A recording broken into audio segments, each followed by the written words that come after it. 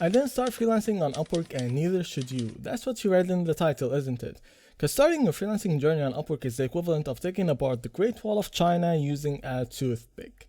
It's not exactly gonna work out great, is it? So how about I suggest a better alternative? You'll still be using Upwork, just not in the way that you've been doing so far, so let's get started.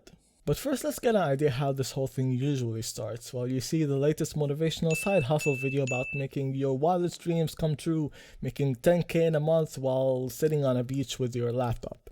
And you decide to yourself that from today on, changes will be made. So you make up a Upwork profile, slap on whatever skill that you can conceivably monetize, and start pumping out proposals left and right like a Wild West cowboy. And from then on, it was off to the races in the wild savannah of Upwork. Only then to realize it was actually a lion documentary by National Geographic, and you, my friend, was a zebra getting eaten alive. Okay, so why doesn't this approach work? Well, you have zero credibility, you have no previous work, no one knows about you, and you probably put a rate too high. Let alone the fact that it actually costs what Upwork calls connects, which as a little microtransaction, it actually costs real life money.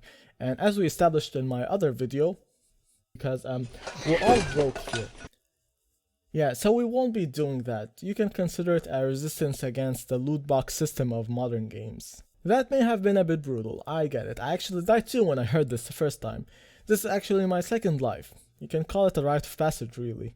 But now, since that we have that problem, we need to establish some sort of solution. The people on Upwork won't take us because we're practically strangers, and they're quite hard to access actually among the 50 other people that have applied to the same job.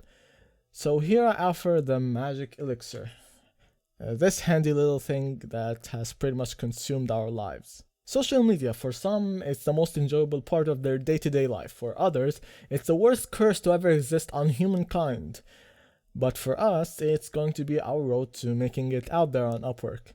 So you may be wondering to yourself, how the heck is scrolling Instagram gonna improve my freelancing business again?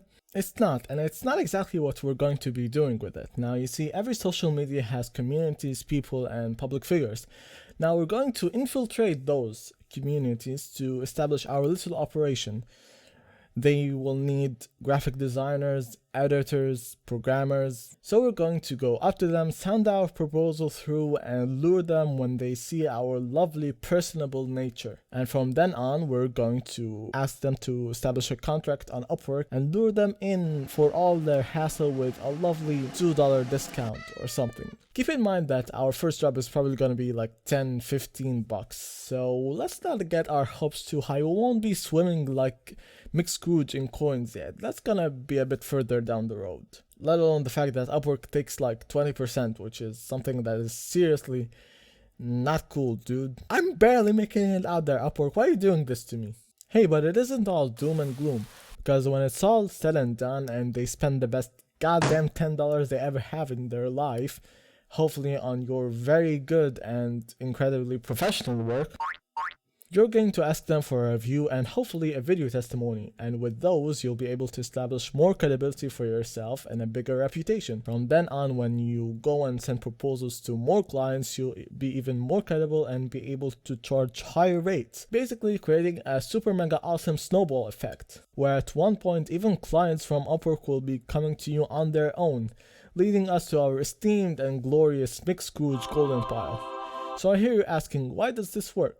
Well, you're not asking it really, because you don't really care, you just care about the results. But I'm still gonna tell you anyways. Well, the biggest thing this strategy relies on is that instead of being a small fish in a giant ocean, you're putting yourself as a relatively big fish in a much smaller pond. Because while in both situations you're going where the demand already is, there are lots of already very skilled people to a horrifying degree where you have zero chance of standing out with nothing but a hope and a dream in your pocket. Both ways must be a pain. I hear you ask why. Of course! Anything worth having is gonna be a pain in the buttocks. The only choice I'm giving you here is picking your poison. But your chances are way better doing it this way, so let's see how this actually works out in practice. For this one, let's assume you're a web developer, aka a being that is half vampire and half coffee. Well, you have really two options, either Reddit or Twitter. If you're going on Reddit, your hunting ground is going to be a community called For Hire, where you'll target the people with no websites or websites that look like Steve Jobs' design nightmares. Or if you're going with Twitter, you're just going to type in the search bar looking for a blank. In this case, blank is web developer, but it will be whatever else freelancing business that you have in mind. And from then on, you know what to do. I taught you well. If this video helped you or even made you smile just a tiny bit, I could really use a subscribe.